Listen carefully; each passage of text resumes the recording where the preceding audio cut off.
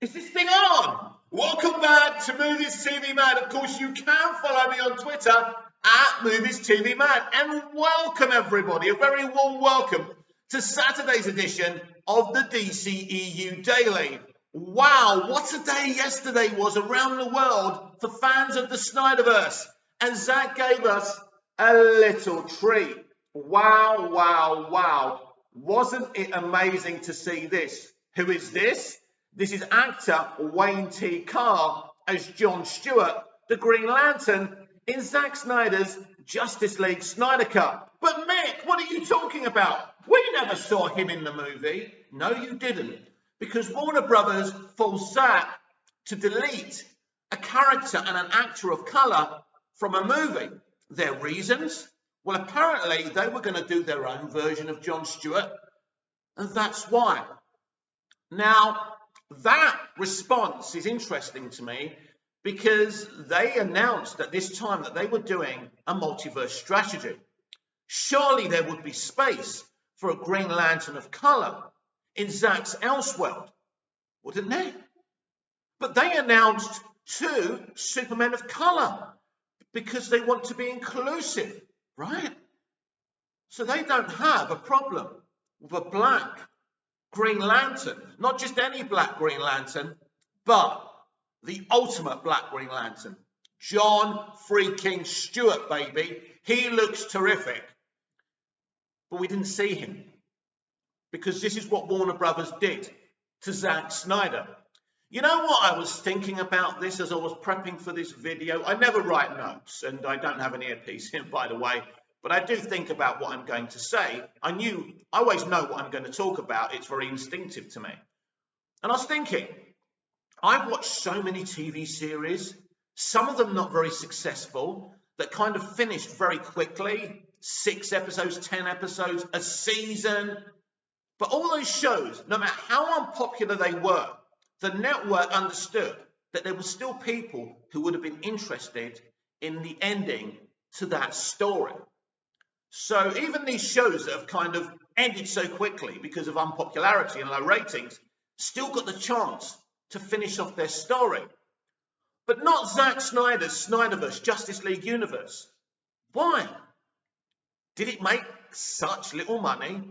Were the films so bad? Did nobody like them? I think we know from the trends we've had during the release of the Snyder Cut campaign and Restore the Snyderverse, this is a very popular franchise, isn't it? The least they could have done for Zack is allow him to finish this off. And in fact, if they did this, right, we wouldn't be here now. It would have been over. It's something we could have enjoyed. A bit like Peter Jackson's Lord of the Rings 6 movies, right? It's done. But if Peter wants to come back and do more, he can, right? That's a different kind of conversation. But they didn't let him do that. They basically just, out the way, Zack, out the way, and they hijacked his franchise. There is no DCEU without Zack Snyder. That's why his and Deb's names are still on the projects that they're doing. James Gunn's The Suicide Squad, Harley Quinn, the Birds of Prey movie, all of them, Wonder Woman 84. So yesterday we celebrated a year, exactly a year, since Zack Snyder's Justice League Snyder Cut premiered and streamed on HBO Max. It was a day of celebration, but we trended the hashtag Restore the Snyderverse. So congratulations to everyone for keeping it positive, because it really was a positive day. And I really enjoyed the little part I played in it. I'm with you, everyone. I am with you. I was distracted. I was seduced by this multiverse strategy, and I was wrong. But I'm back now. I'm out of my slumber. As I said, without Zack Snyder, without the Snyderverse, there is no DCEU. And this is what this multiverse strategy is really attempting to do. Hijack something that belongs to someone else. Let's look at this Snyderverse. Man of Steel, Batman vs Superman, Dawn of Justice, the first Suicide Squad film, and Wonder Woman are actually a great franchise. Even though that Suicide Squad movie was hijacked from David Ayer in a totally different movie than David saw it as, it's still kind of a solid entry, right? I would call it a superior Iron Man 2. That's why I call that movie. And Iron Man 2 still is part of the MCU, right? Even the Incredible Hulk, right, a controversial movie that moved away from Ed Norton's Bruce Banner, which should never have happened, and that's another video for another time, is part of the MCU. They've even used characters and actors from that movie. But not Warner Brothers. No, Zach, no. We want to turn this franchise into the MCU. Wow. The MCU, because the MCU makes money. But the Snyderverse wasn't the MCU. And Warner Brothers should have been proud of that. Why? Because the Snyderverse is everything that Warner Brothers has always been. Let's talk about cinematography and what a great cinematographer Zack Snyder is. There's another great cinematographer out there, Denis Villeneuve, who directed the Dune movie. Wow, Warner Brothers released that movie. They've even given it a sequel. What's the difference? What is the difference? Well, the difference, of course, is that they constructed the dceu to be a mainstream franchise for a mainstream universe, but you brought in Zack Snyder. You knew what kind of director he was, and then you pulled the rug from underneath him and said, no, you can't do any more. There's articles out there today arguing for the restoration of the Snyderverse. There's people, making arguments why the Snyderverse should be restored. I don't think there really is a debate against it that can win. So there's people who say they don't want to see a vocal minority win. Well, we're not a minority, we're a majority. And Zack Snyder is cinema. The Snyderverse is cinema. And when you talk about a vocal minority, you're talking about the consumer, the customer, the kingmaker. It doesn't matter if Hollywood or Warner Brothers Pictures like us or not. I've said this many times when I used to work in retail. I hated a lot of my customers, but they always got a bit of banter and a joke from me and a smile because they were my job. They were my customers. And without them, I wouldn't fucking have a job because they paid my wages. But this tin pot franchise that lives in a bubble thinks they can coexist and make money without you and me, the customer. The Snyderverse fandom are a portion of the customer base. They made WB so much money via the Snyder Cut on HBO Max via subs and by buying hard copies and digital copies. This film made a hell of a lot of money. And the incoming CEO of Warner Discovery understands this. He knows this. He knows that WB leaked a portion of the Snyder Cut and leaked it on HBO Max purposely in their war against Zack Snyder because WB Pictures and Toby Emmerich never made the decision to release the Snyder Cut. That was John Stankey's decision, the CEO of AT&T, who personally gave Zack the $70 million because he's a more intelligent man than the people at Warner Brothers Pictures. But he's going. But AT&T will still be there. But basically, Discovery will be the leaders of this thing. As I say, it wouldn't surprise me if all the kind of Warner Discovery shareholders who will be AT&T shareholders in its majority will sell those shares to Discovery and Zaslav. I would like that to happen. I'd like Zaslav to be totally in control of this new studio. I can sit here today and say to you that I don't know for sure what's going to happen when Zaslav comes in. And I think we can all say that. It's hope more than expectation. But the expectation is there because Zaslav is the kind of guy who supports creatives and actors. In fact, Greg Berlanti in a THR interview said the people at Warner Brothers he's spoken to are really excited because he's a supporter of creativity. That's interesting, isn't it? That the creatives, the directors, the actors are really excited for this new CEO to come in. Do you think WB Pictures are excited? Do you think Toby Emmerich's excited? Nah. Ann Sarnoff's not excited. Walter Hamada is not excited. Because we can all see what's happening here. Zack Snyder posted yesterday, thanking the fans, saying, you believed, or something along those lines. He posted a few things on Vero. Then he came onto Twitter. Zach very rarely posts on Twitter or Instagram. If you want Zach, you want to see what Zach does on social media, there's a social media platform called Vero. So check it out. So there is a customer base for the Snyderverse. There's a customer base for Ben Affleck's Batfleck movie. We want to see it. Let's focus a little bit more on the Snyderverse and the beautiful work of art that Man of Steel is. Batman vs Superman is, and Zack Snyder's Justice League is. And look at what happened with the first Wonder Woman and, you know, the no man's land sequence. Beautiful. We know Patty Jenkins didn't construct that, choreograph it, or photograph the cinematography of it. We know who did. We know who did that film. This is the evidence that this is a beautiful, unique franchise under Zack Snyder. And they hijacked it. But let's focus on Zack. Let's focus on the positivity of his art in the DCEU. This was a highly stylized universe. And it was amazing. Not everything has to be like the MCU. Not everything has to be mainstream. Not everything has to make $2 billion. And if you wasn't happy, Warner Brothers Pictures, with the money it was bringing in, all you had to do was let him make another 2 pictures. If BVS was anything to go by, the box office still would have been solid. Was it better to spend even more money on Justice League and to lose money on that, or to just let the man finish his damn art? I and you could do a better job of dealing with the Snyderverse and these people. We know there's many people out there who hate Snyder and hate the Snyderverse. I get it. I understand those arguments as an all-round DC fan. But we started this journey. We must finish it. And that's where we are. Fan demand isn't about a toxic minority or majority or whatever you want to call us. It's listening to the customer. You don't have to like the customer. It's absolutely fine. But what you must do is listen, or you're not going to make any money.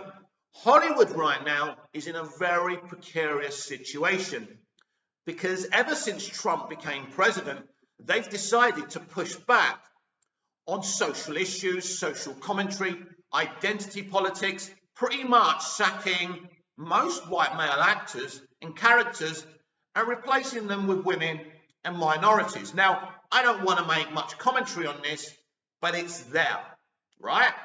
So you've already pushed back on this, and there's nothing wrong with representation and inclusion. But what you want is a fair franchise. What I mean is a fair industry. Sorry about that, because I've got franchise on the brain, right?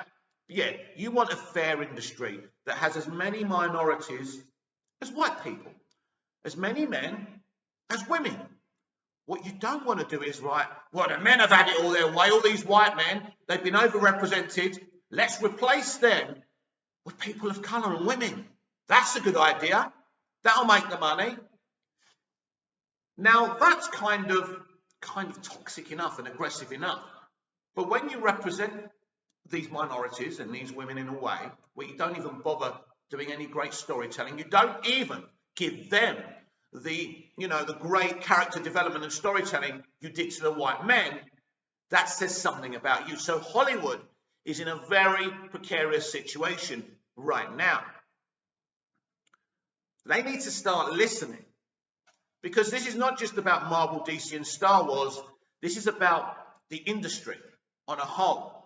We saw Squid Games last year hit Netflix and make a lot of money. And Asian cinema is going to take over this industry. If Hollywood and English-speaking entertainment don't watch it, you have become too arrogant. Talking about vocal minorities and majorities not getting their way when they're your customer makes you sound like you don't understand who your customer is. And I hear this from critics a lot and journalists. Why do you think you're there? Why do you think you're able to watch the films and TV dramas early or talk about these things? Because us, the customer, are putting money on these things by consuming them. That's how a consumer base works, you idiots. If there is no us, there is no you. Do you understand that? It's like sports. Without the fans, there's no consumer base. But these people don't seem to understand that. They think they're the reason it's successful. They think they can carry on plugging out crap and they'll get away with it. So that's very interesting to me. The perception of this industry right now is one that really doesn't understand its customer or want to understand its customer. You have a highly stylized franchise and you hijacked it.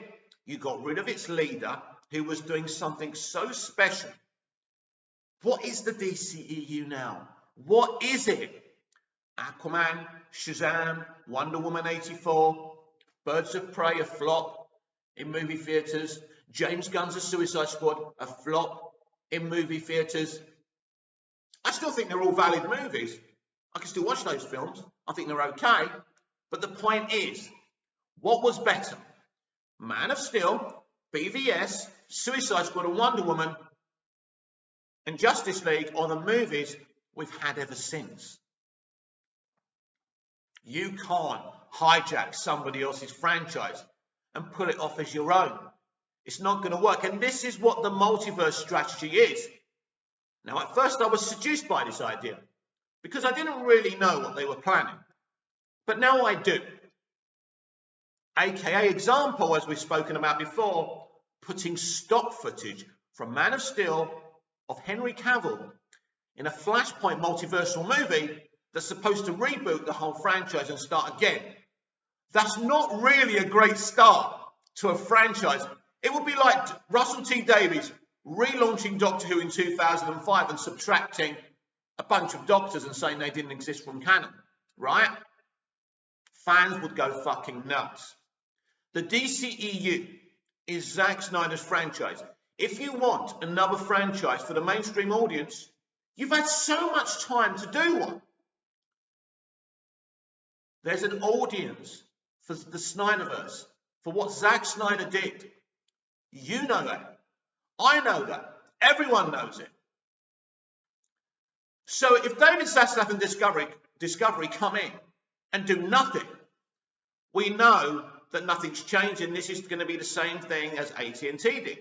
Just bend the knee to WB Pictures and carry on. Not making money. Because make no mistake, anyone, Warner Brothers Pictures hasn't made any money for Warner Media while it's been Warner Media. Not real money. Yes, we've seen some successes like Aquaman and Joker and the Batman right now, which should easily head to $1 billion at the global box office when everything is said and done. But they haven't made enough money. They barely made any money last year. This company needs transforming so it can keep up with Disney, let alone beat it. It's not making money because the wrong people are in control of Warner Brothers Pictures. So it's not my money, David Zaslav and Discovery. It's your money. It's your investment. I'm just the little guy who spent 6 months in Hollywood, writes and directs and stars in his own plays here in Cyprus. I'm not a big deal, right?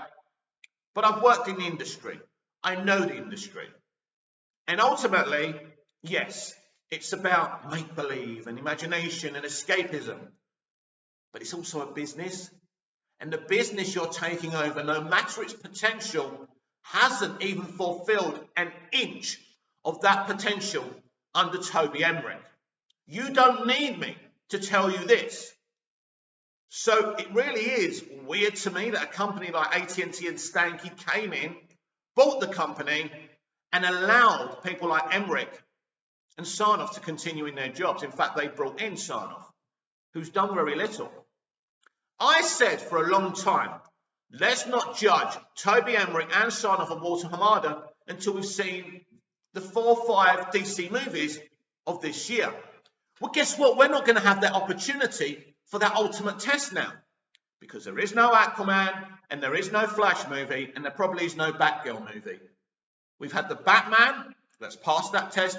We're going to have Shazam! Fury of the Gods and Black Adam. They may or may not pass that test. It's going to be very, very interesting to find out if they do. But here's the thing. Zack Snyder created something special. The DCEU is his franchise, and he's going to get it back. Now, if you don't like that, don't watch his content. But there are millions of people around the world fighting for this, that have put their hearts into this. And we're going to win, because we are on the right side of history. It is un-storytelling. It is un-Hollywood to take a piece of art that someone's doing, shove it on the floor and tread on it and saying, that's it. No, it needs to be finished one way or the other.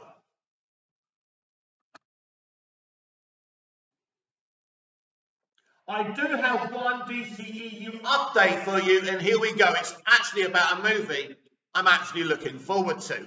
DC's Blue Beetle movie cast George Lopez. DC's Blue Beetle movie has added actor comedian George Lopez to its cast, along with Academy Award nominee Adriana Barraza and 2 more names by Adam Benz of Screen Rant. DC's Blue Beetle has added actor comedian George Lopez to its cast.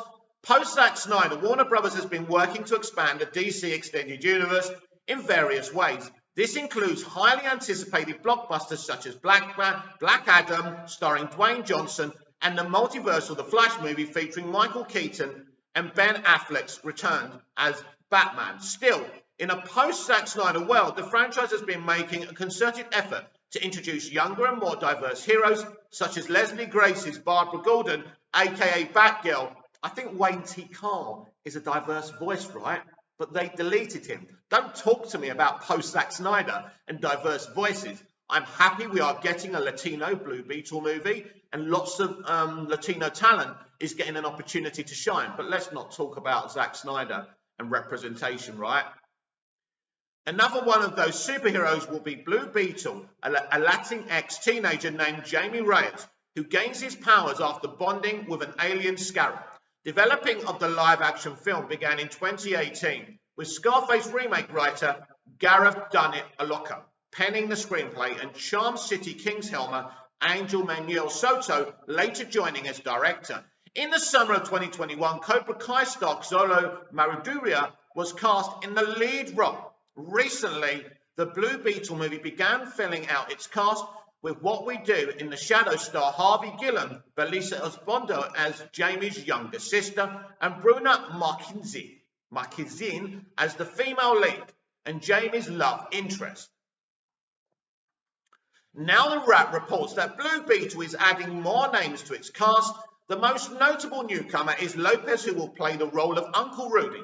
Adriana Barraza, Elpidia Carrillola, and Damien Alcazar have also joined the project. They will round out the rest of the Reyes family as Nana, Rocio, and Alberto, respectively.